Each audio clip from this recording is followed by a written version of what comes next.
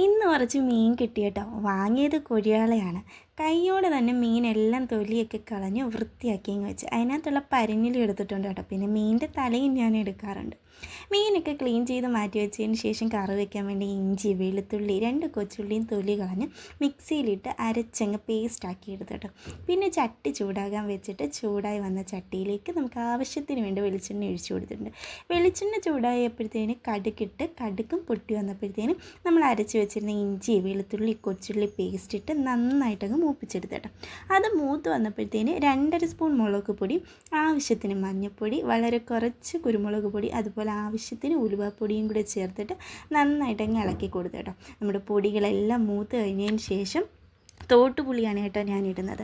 അതിട്ട് വെച്ചിരുന്ന വെള്ളവും കൂടെയൊക്കെ ഒഴിച്ച് കൊടുത്തിട്ട് പിന്നെ ആവശ്യത്തിനുള്ള വെള്ളവും ആവശ്യത്തിന് ഉപ്പും കൂടെയൊക്കെ ഇട്ട് കൊടുത്തിട്ട് അതങ്ങ് അടച്ച് വെച്ച് വേവിച്ച് വെള്ളം തിളച്ച് വന്നപ്പോഴത്തേന് നമ്മൾ ക്ലീൻ ആക്കി വെച്ചിരിക്കുന്ന മീനുണ്ടല്ലോ അതും കൂടെ അതിനകത്തോട്ട് പറക്കി ഇട്ട് കൊടുത്തിട്ടുണ്ട് കേട്ടോ.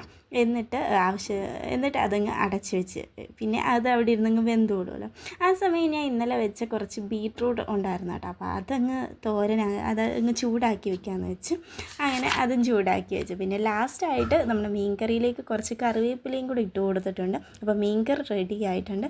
ഞാൻ ഉണ്ടാക്കിയത് കൊണ്ട് പറയല്ല, നല്ല അടിപൊളി മീൻ കറിയായിരുന്നു കേട്ടോ. പിന്നെ കുറച്ച് കുമ്പളങ്ങ ഉണ്ടായിരുന്നു, അതും കൂടി അരിഞ്ഞങ്ങ് തോരനും വെച്ചു. അപ്പോൾ ഇനി ചോറ് കഴിക്കാം മീൻ കറിയും കുമ്പളങ്ങ തോരനും ബീട്രൂട്ട് തോരനും. പിന്നെ രാവിലെ കുഞ്ഞിക്ക് സ്കൂളിൽ കൊടുത്തു വിട്ട കുറച്ച് ചിക്കൻ ഫ്രൈയും ബാക്കിയുണ്ടായിരുന്നു കേട്ടോ. അതും എടുത്ത് പിന്നെ നാരങ്ങ അച്ചാർ. അപ്പോൾ അത്രയേ ഉള്ളൂ. See U.